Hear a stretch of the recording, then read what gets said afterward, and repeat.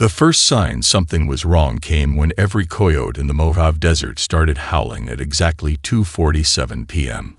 Dr. Sarah Chen was calibrating quantum sensors at her research station when the haunting chorus began.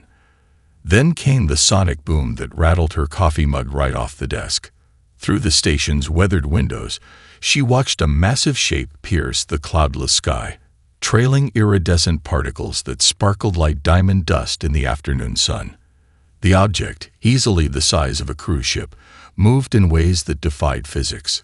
It curved impossibly, somehow bleeding momentum without deceleration before settling into a controlled descent 2 miles from the research station.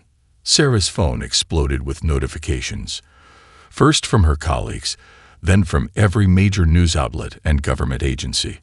But she was already running to her hybrid rover, her heart pounding with equal parts excitement and disbelief. 15 years of searching for extraterrestrial signals, and now first contact was literally falling into her backyard.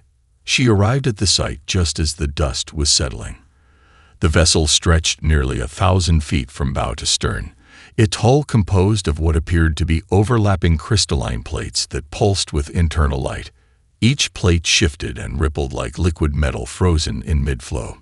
Even half buried in desert sand, it was the most beautiful thing Sarah had ever seen. Movement caught her eye. Figures emerged from what seemed to be an emergency hatch, tall, elegant beings with silvery skin that reflected the desert sun like polished mirrors. Their movements were fluid, almost musical, but their body language screamed frustration.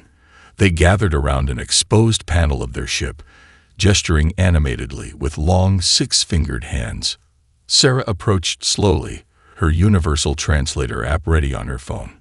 The aliens, the Zetkari, as they would soon introduce themselves, noticed her immediately. Their large, opalescent eyes widened in what she would later learn was surprise at her bold approach. "Your quantum core is destabilizing," Sarah said, pointing to the pulsing crystals visible through the open panel. The patterns matched theoretical models she'd been working on for years. The translator app remained silent, unnecessary. The Zetkari were broadcasting their thoughts directly into her mind. "Terminal cascade failure," one of them projected, the thought carrying undertones of resignation and embarrassment. "Beyond repair with current tools. Emergency evacuation protocols engaged." Sarah stepped closer to examine the exposed systems. The crystalline matrix was unlike anything in human technology, but the quantum frequency patterns were eerily similar to her research. The crystals seemed to brighten at her approach, their pulses synchronizing with her own bioelectric field. "Wait," she started to say, but the Zetkari were already retreating to their emergency pods. Their ship, they explained hurriedly, was now worthless. Its quantum core had evolved beyond their understanding. They would send for a recovery fleet. The last Zetkari hesitated before departing. "The vessel is yours to study," they projected, their thoughts tinged with what felt like amusement, "though you'll find little use for it." As the emergency pods streaked toward space, Sarah placed her hand on the ship's crystal hull. The surface was warm, alive with possibility. The pulses shifted, matching her heartbeat. In that moment, she understood. This wasn't an ending, but a beginning. The ship hadn't broken down. It had grown beyond its creator's understanding. And somehow, impossibly, it was responding to her presence in ways it never had to the Zetkari. Sarah pulled out her phone with trembling fingers.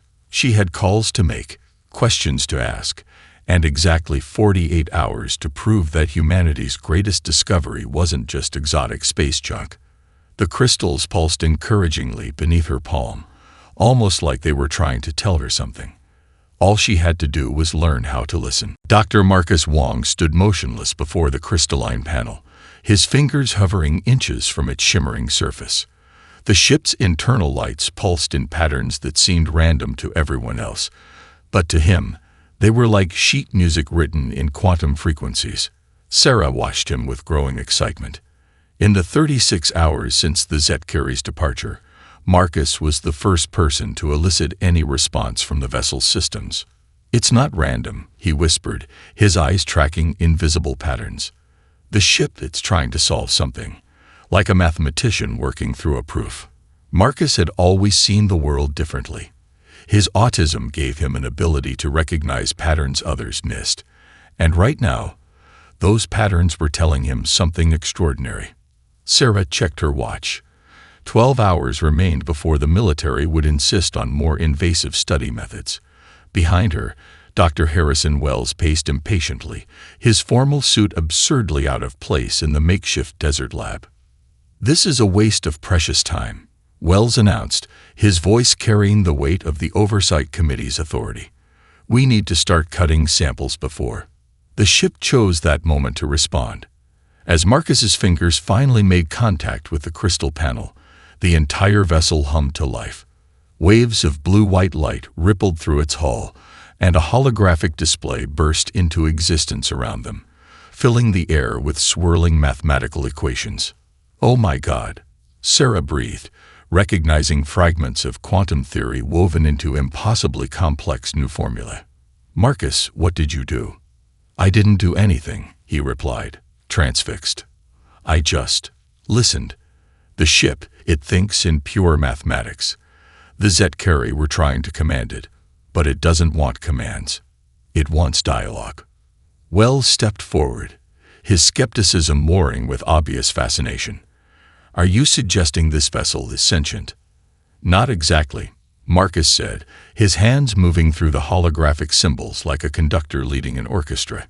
"It's more like, imagine a quantum computer that evolved beyond its programming.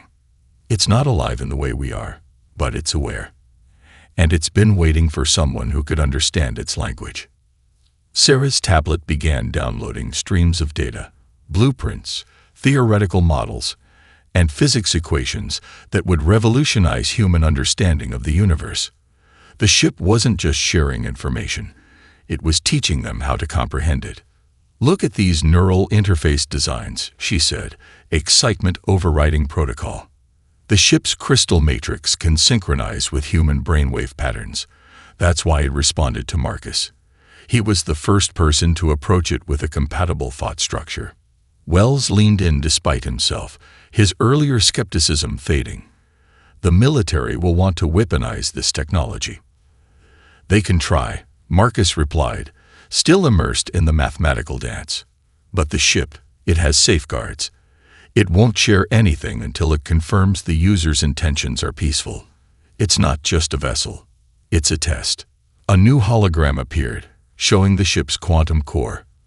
Within it, crystalline structures were already beginning to reorganize themselves, evolving in response to Marcus's presence.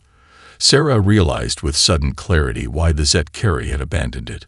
They had mistaken evolution for malfunction. "Dr. Wells," she said, turning to face the Oversight Committee representative, "I need you to make some calls. We're going to need a bigger research team and a lot more time. This isn't just first contact anymore. This is first collaboration." Above them, the desert stars began to emerge as dusk approached. But within the ship, new constellations of possibility were already blazing to life, as humanity prepared to take its first steps into a future no one had imagined possible. The neural interface chamber resembled a geode split open to reveal its crystalline heart. Sarah watched through reinforced glass as Marcus settled into the adapted control chair, now lined with smaller versions of the ship's responsive crystals.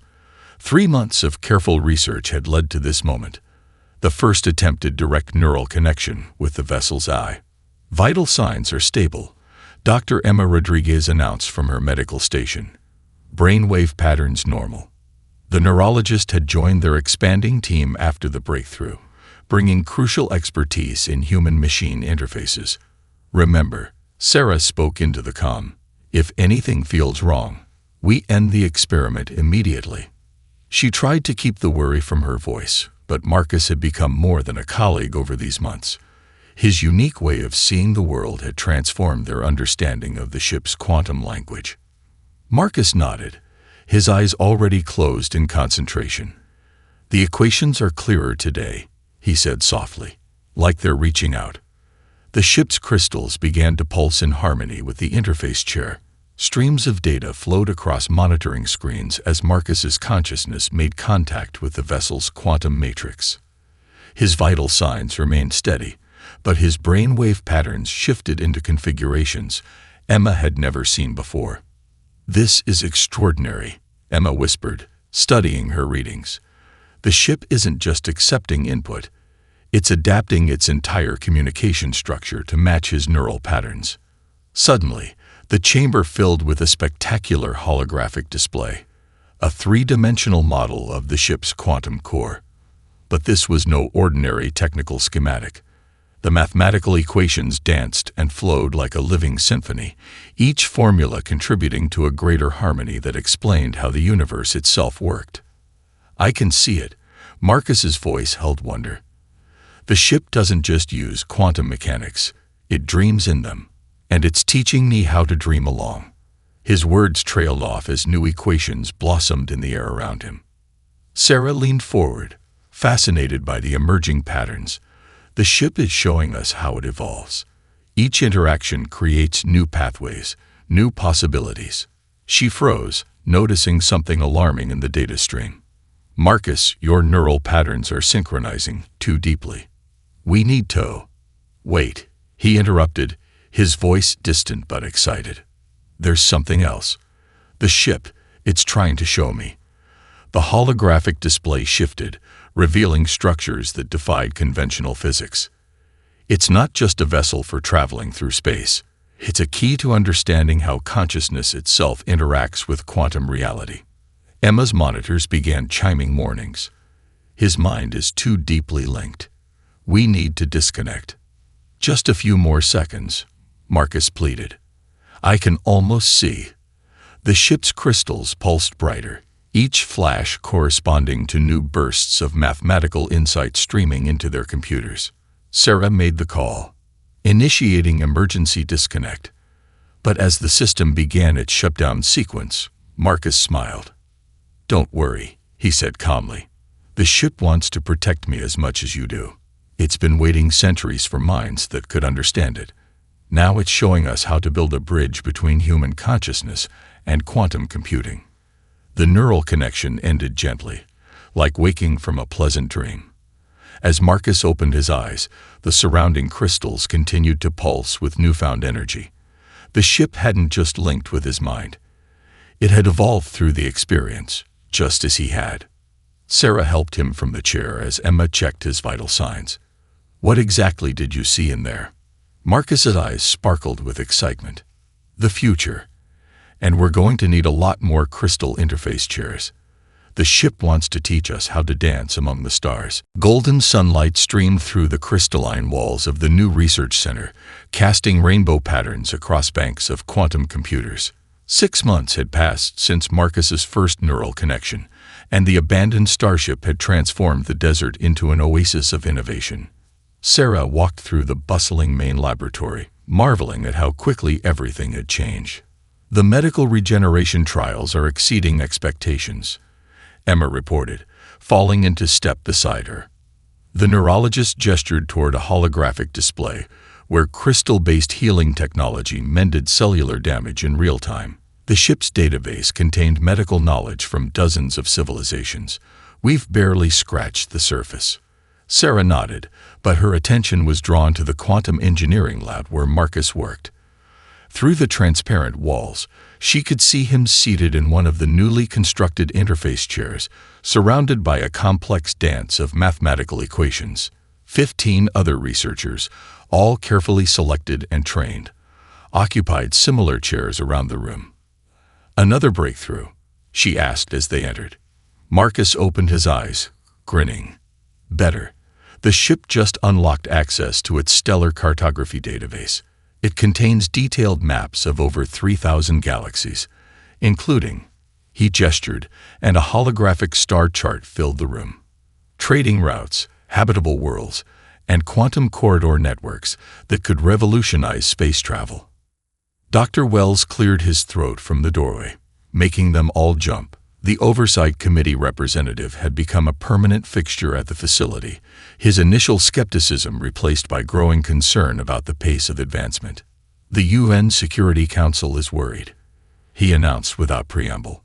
"They believe we're moving too quickly. Some members are suggesting we pause the research until we better understand the implications." Sarah started to object, but a sudden fluctuation in the quantum field made everyone freeze.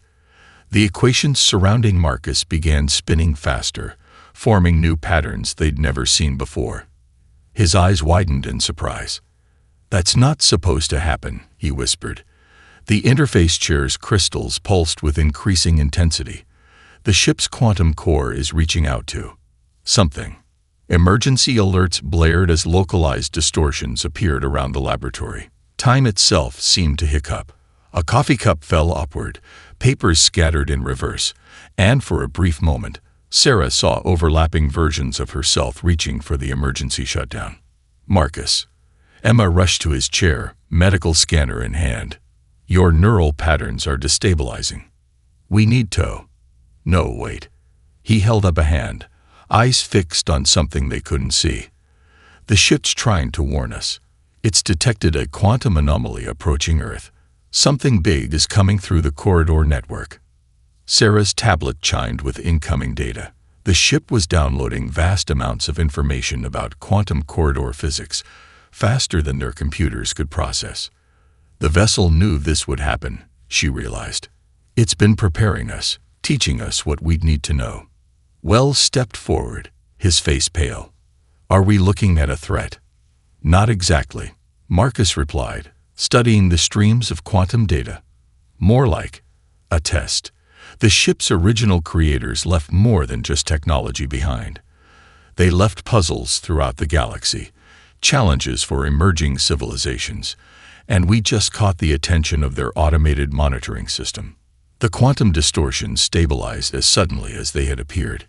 In their wake, new crystalline growths had formed along the laboratory walls. The ship was evolving again, adapting to help them face whatever came next. Sarah looked at her assembled team, seeing determination replace fear in their eyes.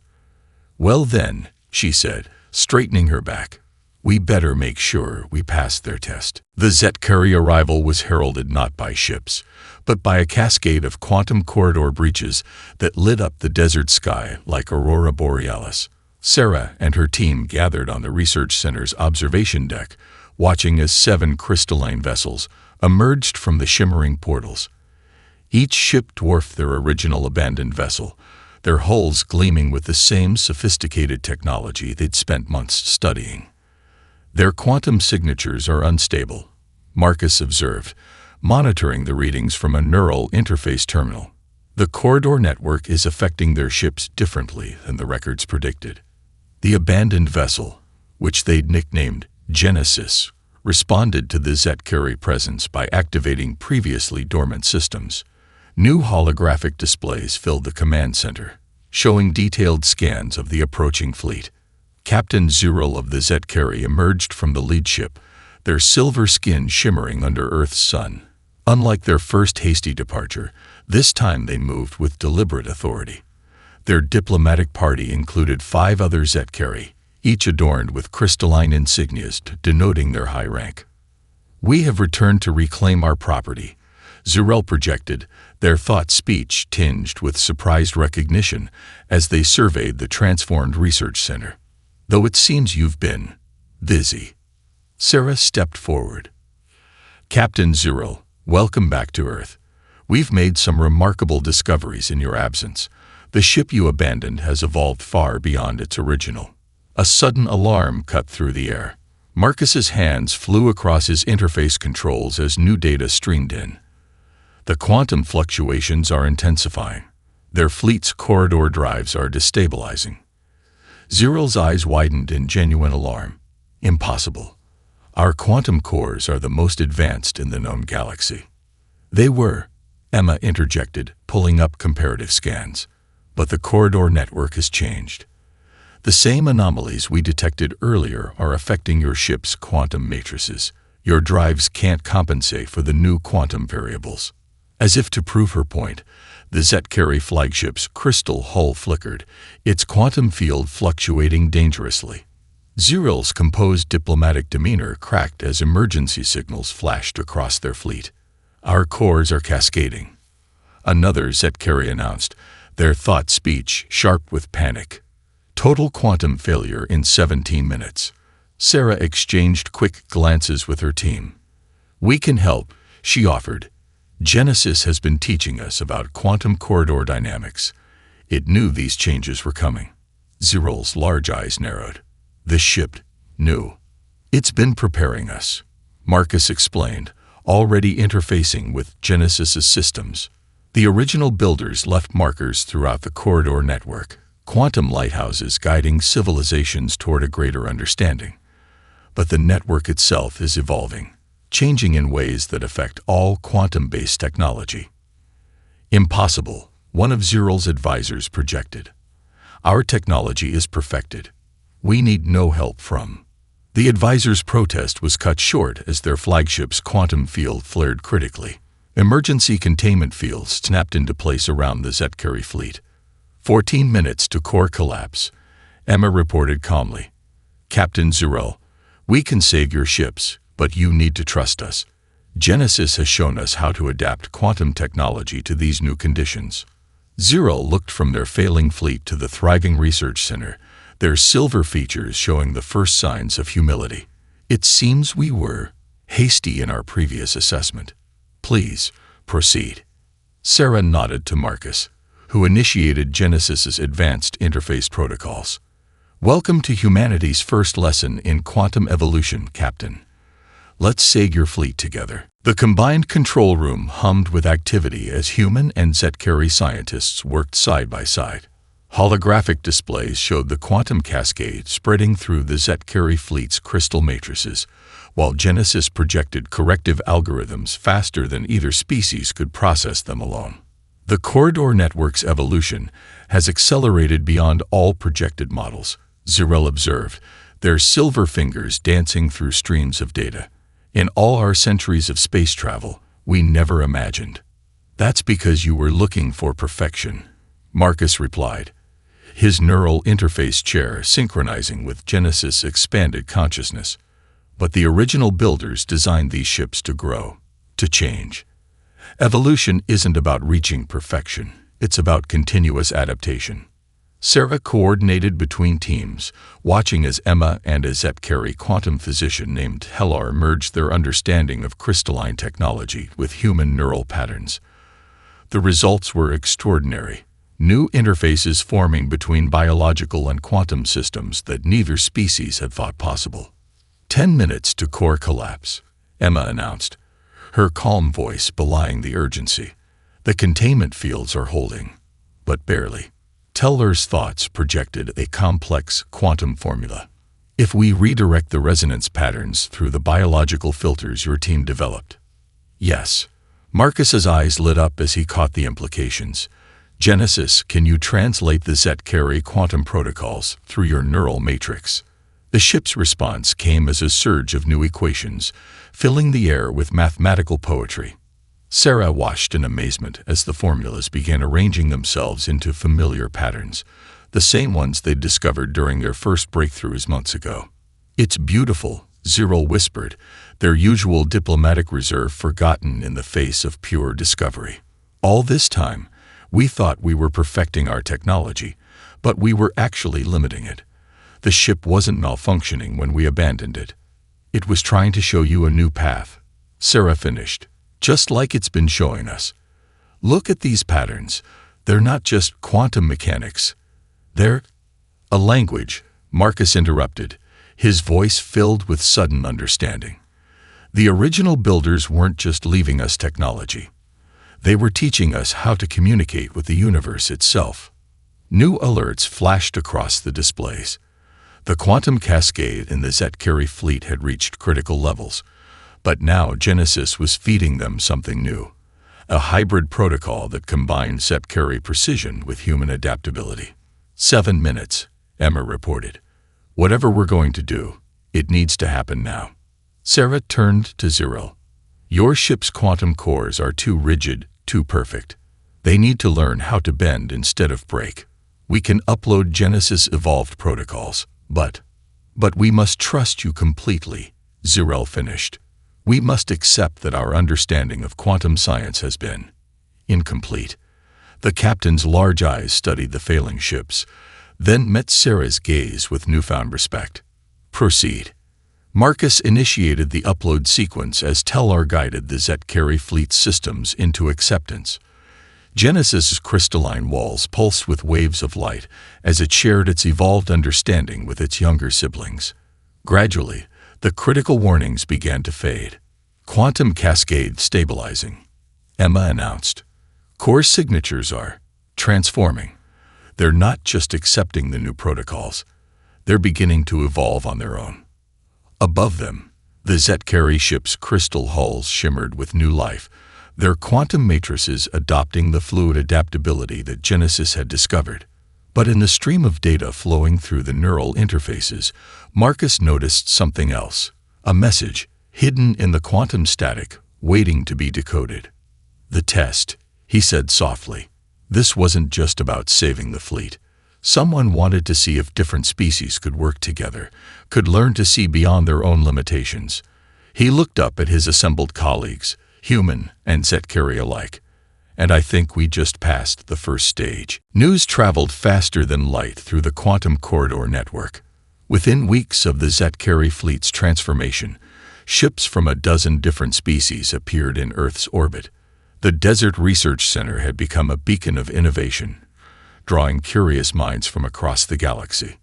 Sarah stood in the newly constructed diplomatic chamber, watching as a holographic delegation of crystalline beings called the Nexari discussed quantum theory with a group of gaseous entities known as the Mist Collective. Marcus sat nearby in his interface chair, translating the various alien languages through Genesis's ever-expanding database. The implications are staggering, Emma said, reviewing data from their latest successful adaptation. Every species that arrives brings new technology, new perspectives. And Genesis keeps evolving to incorporate them all. Zirel, who had chosen to remain on Earth as the Zet-Carry ambassador, projected agreement. My people once prided ourselves on having the most advanced quantum technology in known space. Now we understand that true advancement comes from collaboration, not isolation. The chamber's crystalline walls shimmed as Genesis processed another incoming transmission. A new hologram materialized, showing a massive structure deep in unexplored space, a quantum lighthouse that had just activated for the first time in millennia. That's the third beacon this month, Marcus noted, his fingers dancing through streams of data. They're not random appearances. Each one activates after a successful integration of different species technologies here on Earth. Sarah studied the pattern of activated beacons. They're creating a path, leading us somewhere. The original builders left breadcrumbs across the galaxy, waiting for cultures that could work together to follow them. A sudden alert cut through their discussion. Genesis' quantum core was pulsing with unusual energy patterns, its crystals resonating at frequencies they'd never seen before. New equations filled the air, more complex than anything they'd encountered. Something's coming through the corridor network, Emma announced, her instruments tracking a massive quantum signature. It's bigger than anything we've detected before. The assembled alien delegations fell silent as Genesis projected a real-time view of local space. A quantum distortion was forming, far larger than the ones that had heralded the Zet-Carry's return. The ship's crystals thrummed with anticipation. Marcus, Sarah called out, what are you seeing through the neural interface? It's incredible, he replied, his eyes wide with wonder. The quantum signature, it matches fragments we found in Genesis' oldest memory crystals. I think we're about to meet one of the original builders. Zirel's silver skin rippled with excitement. After all these millennia. Why now? Because we finally understood the message, Marcus said softly. Every abandoned ship, every quantum lighthouse, every seemingly broken piece of technology, they were all parts of a greater test. Not just of our scientific understanding, but of our ability to grow beyond our limitations and work together. The quantum distortion reached its peak, space itself seeming to fold like origami. Through the neural interface, Marcus felt Genesis reaching out, connecting with something vast and ancient and wonderfully alien. The ship that had been abandoned as worthless was about to become humanity's bridge to a future none of them could have imagined alone. Sarah looked around at the assembled beings, human, Zetkari, and a dozen other species all working in harmony. "Well," she said with a smile, "I think we're ready for our next lesson." The being that emerged from the quantum corridor defied conventional description. It existed as a shifting lattice of crystalline energy. Its consciousness spread across multiple quantum states simultaneously. Through Genesis's neural interface, Marcus perceived it as a symphony of mathematical poetry, each fluctuation conveying deeper meaning than mere words could express. "We are the architects," it communicated, its thoughts resonating through every crystal in the research center. "We have waited long for this moment." Sarah stepped forward, representing Earth alongside Ziril and delegates from a dozen other species. The diplomatic chamber had transformed, its walls now perfectly attuned to the quantum frequencies of all present beings. "You've been watching us," Sarah said, understanding flowing through her. "All these months, these tests." "Centuries," the architect corrected gently. "We have seeded the galaxy with quantum seeds, ships, beacons, artifacts, each designed to evolve alongside those who found them. Many discovered our gifts. Some achieved great technological advancement. But you did something unprecedented." Through the neural interface, Marcus shared images of their journey. The initial discovery, the breakthroughs, the crisis with the Zetkari fleet, and the subsequent gathering of species. Each memory rippled through the quantum field, creating harmonious patterns in the architect's crystalline form. Where others sought to perfect technology, you chose to help it grow, the architect observed. Where others worked in isolation, you built bridges between species. You transformed abandonment into opportunity, competition into collaboration. Emma's instruments recorded incredible readings as the architect's presence caused Genesis to evolve even further. The ship's crystalline structure was becoming something entirely new, a living bridge between organic and quantum reality. "The quantum corridor network is changing," Ziril projected, their silver skin reflecting the shifting lights. "The beacons we discovered are awakening," the architect confirmed. "You have proven yourselves ready for the next stage of cosmic evolution." The corridors were more than paths between stars. They are synapses in a galaxy-spanning quantum consciousness, and you have shown the ability to help nurture it into being. Sarah watched in wonder as new information flowed through Genesis's crystals. Plans for technology beyond anything they had imagined, but tempered with wisdom about how to develop it responsibly, collaboratively. This is why the ship was left here, Marcus realized, his neural connection allowing him to grasp the fuller picture. Earth wasn't just another test site. You chose us because humans have something special. The ability to see potential in the abandoned, to find harmony in discord. The architect's form shifted in what they all somehow knew was approval. Your species' greatest strength is not your technology or your intelligence, but your capacity to grow, to change, to bring others together in common cause. This facility will become more than an embassy. It will be a seed for a new kind of civilization.